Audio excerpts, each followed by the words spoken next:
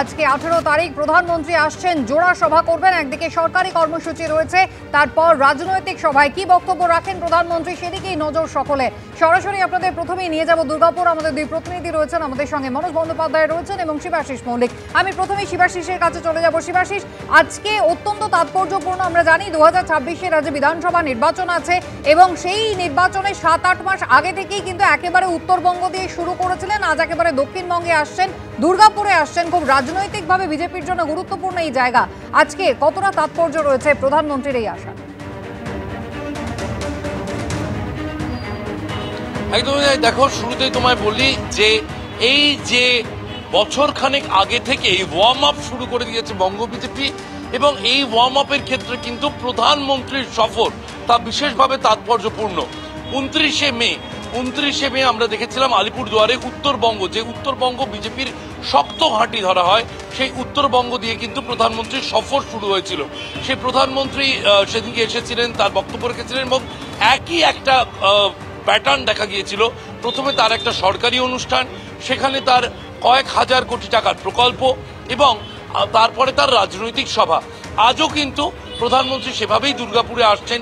এই দুর্গাপুরে গত লোকসভা ভোটে তৃণমূল ক্ষমতায় এলেও তার আগে কিন্তু বিজেপি এখানে ক্ষমতায় ছিল। লোকসভা ভোটে সাংসদ ছিল বর্ধমান দুর্গাপুরে বিজেপির। সেই জায়গায় কিন্তু সেই দুর্গাপুরে আজ নেহেরু স্টেডিয়ামে আসছেন প্রধানমন্ত্রী নরেন্দ্র মোদী। যেমনটা জানা যাচ্ছে 2:35 নাগাদ অন্ডাল বিমানবন্দরে তার বিশেষ বিমান অবতরণ করবে, এবং তারপরই কিন্তু প্রধানমন্ত্রী তিনি গাড়িতে তার কনভয় এই পথ ধরেই এসে নেহেরু স্টেডিয়ামে ঢুকবে। 3টে নাগাদ তার সরকারি যে কর্মসূচি, 3টে থেকে 3:30 তিনি সরকারি মঞ্চে থাকবেন।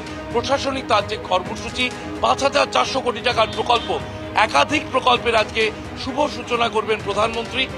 এর মধ্যে কিছু উদ্বোধন রয়েছে, কিছু ভিত্তিপ্রস্তর স্থাপন রয়েছে। 5,400 কোটি টাকার পশ্চিমবঙ্গের জন্য প্রকল্প তা নিয়ে আসছেন প্রধানমন্ত্রী নরেন্দ্র মোদী। একদিকে যখন প্রধানমন্ত্রী তার প্রশাসনিক এই কাজ করছেন, এরপরেই কিন্তু 4:45 থেকে 4:30, অর্থাৎ এই 45 মিনিট রাজনৈতিক মঞ্চে, বঙ্গ বিজেপির মঞ্চে বিজেপি নেতা হিসেবে প্রধানমন্ত্রী নরেন্দ্র মোদী তিনি বক্তব্য রাখবেন, তিনি উপস্থিত থাকবেন। এবং তার এই মিনিট 30 যে বক্তব্য, সেই বক্তব্যে কিন্তু 2026-এর আগে তিনি তৃণমূল কংগ্রেসকে একদিকে যেমন নিশানা করবেন, কি কি ইস্যুতে তিনি রাজ্যের শাসক দলকে নিশানা করেন সেদিকে সকলে নজর থাকছে। অন্যদিকে বঙ্গ বিজেপি কি সামনে রেখে তারা 2026-এ নির্বাচনে যাবে তারও কিন্তু একটা ইঙ্গিত মিলবে প্রধানমন্ত্রীর সভা থেকে, এমনটাই কিন্তু আশা রাখছে বঙ্গ বিজেপি। সমীর ভট্টাচার্য সদ্য তিনি রাজ্য সভাপতির দায়িত্ব পেয়েছেন। সমীর ভট্টাচার্য বঙ্গ বিজেপির দায়িত্ব পাওয়ার পর প্রথমবার কিন্তু প্রধানমন্ত্রী সভা করছেন পশ্চিমবঙ্গে। ফলে সমীর ভট্টাচার্যের যে জমানা, সেখানে প্রথম তার প্রধানমন্ত্রীর সভা। সুকান্ত মজুমদার, তার পূর্বসূরি সুকান্ত মজুমদার গতকাল রাতেই এসেছেন। সুকান্ত মজুমদার নিজে এসে খতিয়ে দেখে গিয়েছেন সবার প্রস্তুতি। সমীর ভট্টাচার্য এসে প্রস্তুতি খতিয়ে দেখে গিয়েছেন।